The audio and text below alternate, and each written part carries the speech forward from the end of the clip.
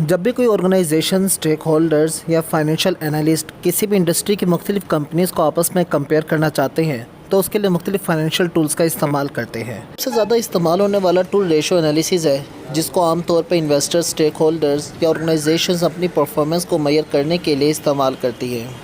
ये ratio analysis हमें company की प्रॉफिटेबिलिटी, इनकी लिक्विडेशन पोजीशन, इनकी मार्केट स्ट्रक्चर के बारे में हमें बताती है। आज हम एक ऐसी profitability ratio, net profit margin को डिस्कस करेंगे कि नेट प्रॉफिट मार्जिन क्या होता है, इसे कैलकुलेट कैसे किया जाता है और उसे क्यों कैलकुलेट किया जाता है। वीडियो शुरू करने से पहले आपको अपने चैनल वी स्कॉलर्स पे खुश आमदीद कहता हूँ। इस चैनल पर रेशो एनालिसिस की बहुत सी वीडियोज़ को अपलोड किया गया है, जिनको इस्तेमाल करते हुए आप ना सिर्फ अपनी फाइनेंशियल स्टेटमेंट को एनालाइज और कंपेयर कर सकते हैं, बल्कि अपने फाइनल प्रोजेक्ट में भी इससे हेल्प ले सकते हैं। नेट प्रॉफिट मार्जिन एक ऐसी फाइनेंशियल रेशो है जो आपको बताती है कि कोई भी ऑर्गेनाइजेशन अपनी नेट सर्विसेज या अपनी नेट सेल की बिना पर कितना प्रॉफिट जनरेट करती है। अगर मुख्तलिफ कंपनीज़ का एनालिसिस करते हुए उनके रिजल्ट्स को कंपेयर करते हुए हम देखते हैं कि किसी कंपनी की नेट प्रॉफिट मार्जिन रेशो ज़्यादा है, तो इसका मतलब ये है कि वो कंपनी अपनी सर्विसेज को इस्तेमाल करते हुए उस पर नेट प्रॉफिट मार्जिन ज़्यादा गेन कर रही है। अब यहाँ इसको हम एक मिसाल से समझते हैं। हमारे पास दो कंपनीज़ हों, कंपनी ए और कंपनी बी, और इन दोनों कंपनीज़ की इंडस्ट्री एक ही हो, चाहे ये किसी बैंकिंग सेक्टर की दो ऑर्गेनाइजेशन हो या इंश्योरेंस इंडस्ट्री की दो ऑर्गेनाइजेशंस हो। और जब हमने इनको आपस में कंपेयर करना हो और हम देखते हैं कि हमारे सामने कंपनी ए, उसकी फाइनेंशियल रेशो निकली 5.27 और कंपनी बी की फाइनेंशियल रेशो निकली 8.27। अब हमारा काम है इनका कंपैरिजन करना कि इन दोनों कंपनीज़ में से कौन सी बेटर परफॉर्मेंस करती है। इन सब को समझने के लिए हमें सबसे पहले ज़रूरी है इसके फार्मूले को समझना कि नेट प्रॉफिट मार्जिन को किस तरह से हासिल किया जाता है, कैलकुलेट किया जाता है और इसकी इम्पोर्टेंस क्या है, ताकि उसकी बेस पे हम डिसीजन कर सकें कि कौन सी कंपनी ज़्यादा बेनिफिट जनरेट करती है। नेट प्रॉफिट मार्जिन की कैलकुलेशन को समझने के लिए हम एक एग्जांपल लेते हैं। हमारे सामने एक कंपनी की फाइनेंशियल स्टेटमेंट मौजूद है, जिसके अंदर हमारी सेल्स, रेवेन्यू, एक्सपेंसेस और पूरी इनकम स्टेटमेंट या प्रॉफिट एंड लॉस स्टेटमेंट मौजूद है। अब इस स्टेटमेंट में देखा जा सकता है हमारी जो नेट इनकम है वो 2486798 है, और जबकि हमारी नेट रेवेन्यू या नेट सेल जिसको कहा जाता है वो भी सबसे ऊपर गिवन है 1495324। फार्मूला में जब हम इन वैल्यूज़ को पुट करते हैं तो हमारे पास रेशो एनालिसिस आता है 16.6%।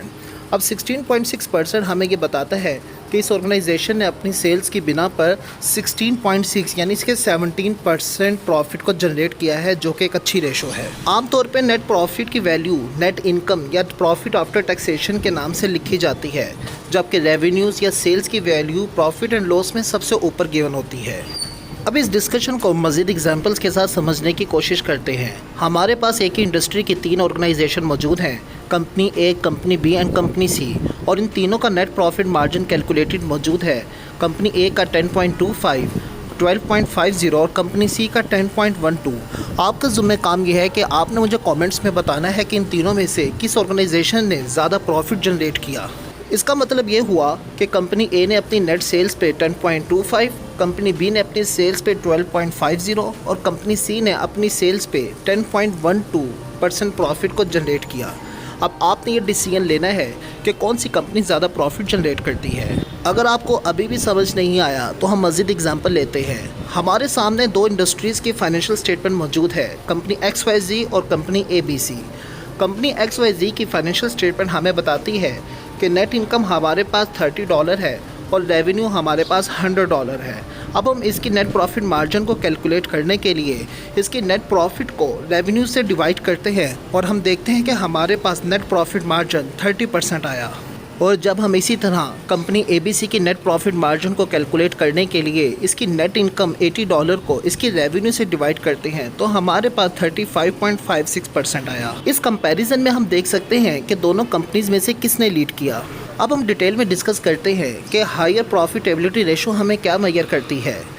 जब भी नेट प्रॉफिट मार्जिन हमारी लो आए या हाई आए, इसका मतलब ये होता है कि वो हमें एबिलिटी बताती है किसी भी ऑर्गेनाइजेशन की कि वो कितने % प्रॉफिट को जनरेट करती है।